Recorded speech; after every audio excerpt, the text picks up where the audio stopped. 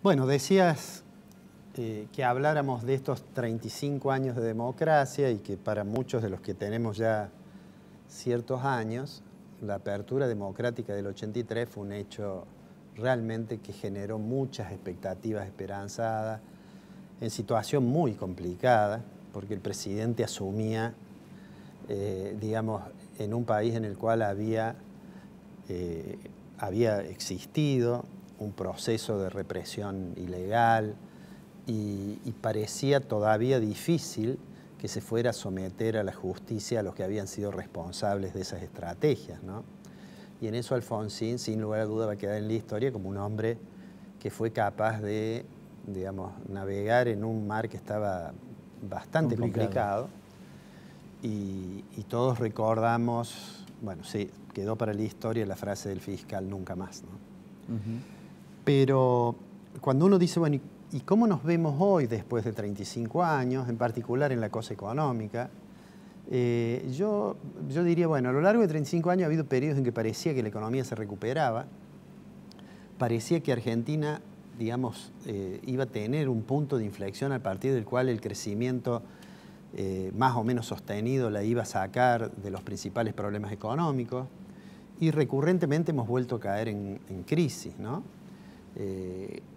Digo, cuando en el año 85, en junio del 85, se anunció el Plan Austral, y cuando se bajó la inflación, que en el mes de junio del 85 había sido 29% en un mes, se llegó a fin de año con una inflación de menos del 1% y sin que hubiera, digamos, una contracción económica, y daba la impresión que allí se comenzaba un proceso de crecimiento. Bueno, después eso terminó estallando, plan primavera mediante, en la hiperinflación, asumió Menem, tuvo un par de incidentes hiperinflacionarios, comenzó la convertibilidad y de nuevo hubo muchas expectativas en que la tasa de inflación había bajado.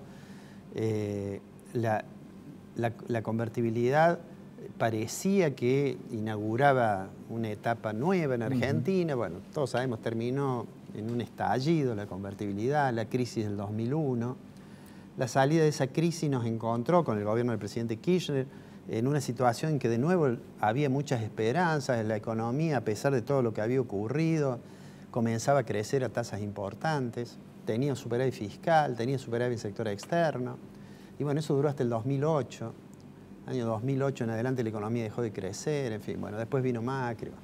O sea que lo primero que habría que decir es que durante este periodo de 1984, digamos, hasta el presente, obviamente ha habido momentos en que parecía que la economía se recuperaba y momentos en que tuvimos esas crisis, ¿no?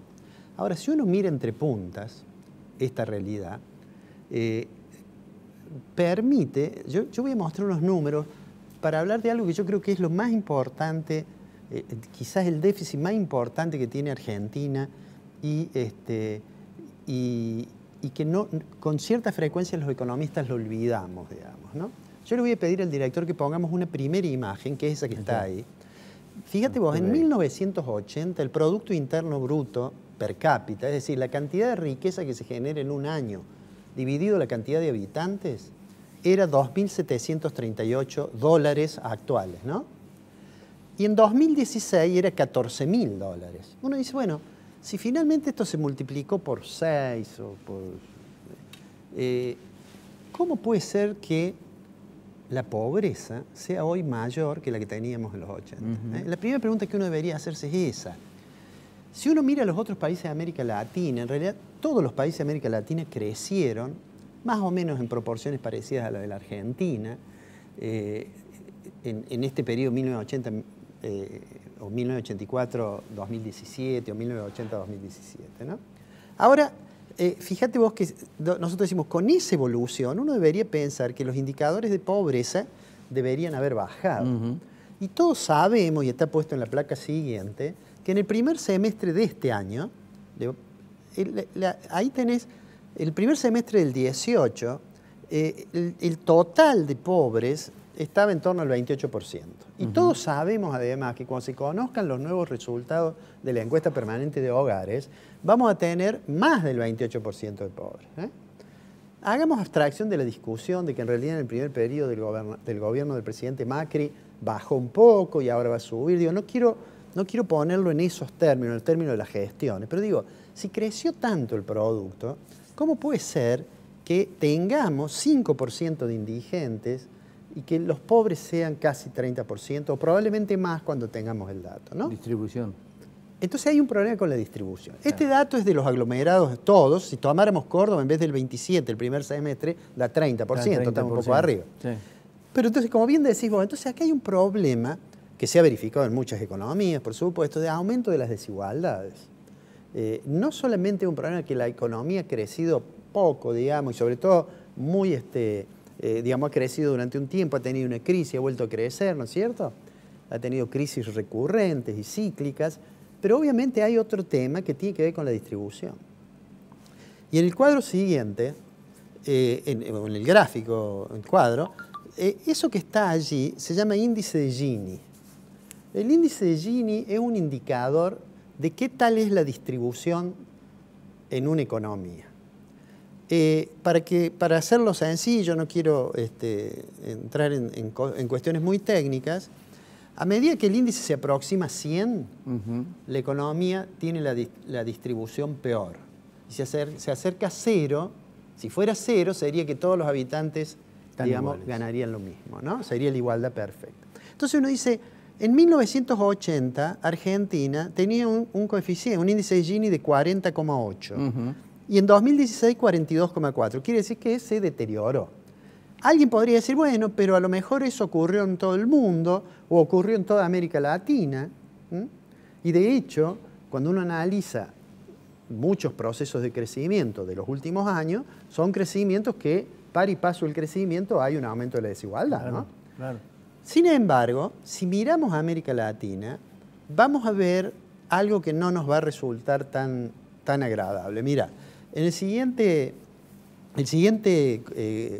los números estos de índice de Gini muestran lo siguiente. Vamos a poner primero allí, está Argentina, Chile, Uruguay, Brasil, y he puesto Finlandia para poner un país que todos sabemos que tiene una distribución del ingreso bastante equitativa, ¿no? Ahora, fíjate vos, Argentina tiene en 1980 ese 40,8, ¿no? Chile 56, Uruguay 43 y Brasil 58.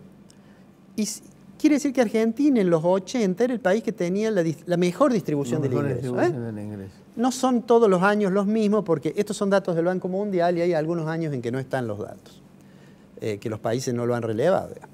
Ahora, si nosotros vemos cuál es la situación actual, que son los números que vamos a poner ahora, Argentina, recién dijimos, pasó del 40 al 42,4.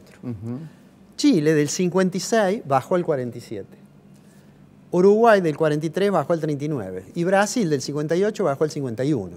Ahí está cuánto es Finlandia, 27%, ¿no? Pero digamos, América Latina, que está entre los 40 y los 50, si te fijas, y en la última columna que vamos a ver ahora está la diferencia de lo que ha pasado, Argentina es el único país de esos 4 que pusimos que aumentó, es decir, que empeoró la distribución del ingreso. Fíjate que Brasil, aunque todavía tiene una distribución del ingreso que es peor que la de la Argentina, de todos modos bajó 6 puntos, ¿no? Probablemente allí haya tenido bastante que ver el hoy detenido expresidente Lula, ¿no? Claro. Pero digo, ese panorama, digamos, uno no podría decir que después de 35 años tendríamos que tener los valores de Finlandia. No. Sería mucho pretender. Ese debería ser un objetivo, obviamente. Pero lo que es extraño es que durante estos 35 años hubo gobiernos, digamos, no sé, gobiernos estuvo Alfonsín, estuvo Menem, ¿no? Alianza. Estuvo la Alianza y ahora está Macri. Digo, al margen de las consideraciones de naturaleza ideológica, política, lo que está claro que Argentina está como en un proceso de complicada decadencia social. Si tenemos una distribución del ingreso, podríamos dar otro montón de indicadores, los indicadores de pobreza infantil. O sea que desde el 2003 en adelante el crecimiento fue realmente insospechado para la historia económica argentina. Sí, sí. Digamos, 2004-2008 es un periodo en que la economía argentina creció a tasas muy altas, pero lamentablemente eso no se reflejó en una reducción muy significativa de los niveles de pobreza. Entonces, yo lo que creo, y a veces los economistas no tomamos suficiente en cuenta, y estamos siguiendo a ver qué pasa con el riesgo país, qué pasa con la tasa de interés de las LELIQ, qué pasa con la situación fiscal. Y en realidad, si uno levanta un poco más la mirada para mirar un poco más a largo plazo, el panorama que tenemos es un panorama que debería obligarnos a repensar mejor qué son las cosas que estamos haciendo. Porque yo creo que excede a la cosa del gobierno. Me da la impresión que es una especie de demostración en lo económico de un fracaso colectivo muy importante de la sociedad argentina, ¿no? A eso hay que sumarle las otras cuestiones, ¿no es cierto? La cuestión institucional, que son también muy preocupantes. Pero digo, la llegada de Alfonsín al gobierno e instalar, digamos, la vigencia plena de las instituciones democráticas, sin lugar a dudas fue algo realmente importante. Ahora, lo que parecería que en lo cual no encontramos la senda o la construcción política que la dirija para que esa situación de la vigencia plena de las libertades democráticas sea acompañada por un proceso de caminar hacia una sociedad con el tiempo más justa y desde el punto de vista, digamos, económico, con una distribución más equitativa del ingreso, ¿no? Muy bueno, muy bueno. No quiero dejarlo deprimido, Fonseca. No, muy bueno. Creo que el dato de pobreza, que lo vamos a ver seguramente en el programa, seguramente nos va a traer más preocupación todavía, porque ese 27% del primer semestre se debe haber deteriorado habida cuenta de este fogonazo inflacionario que hubo.